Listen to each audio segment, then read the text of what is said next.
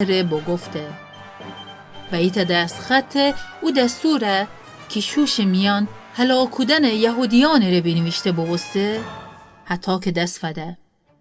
مردخای حتی که جا بخسته که استر ورجه بشه و او دست خط نشان بده. اما جرای تعریف بکنه و استر جا بخیه که پادشاه ورجه بشه و پادشاه التماس بکنه که اونه و اون قوم رحم بکنه.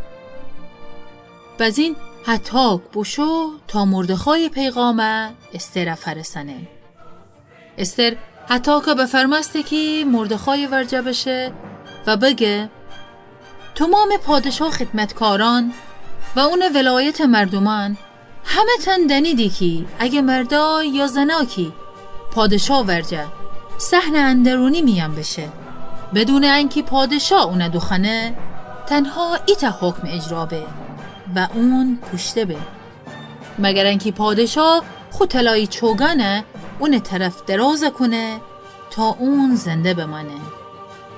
حتی 30 روز پادشاه مرا دوم خده که اون ورجه بشم.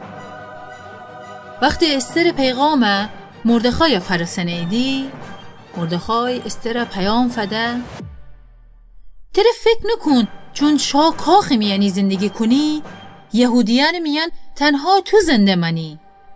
حتی اگه تو ساکت بیبی یهودیان ره کمک و نجات جای دیگر جا فرسه و از این تو و تی خاندان همه تان هلاک بیدی و کی دنه بلکه هر روزان وستی بو کی تو شهبانو ببستی.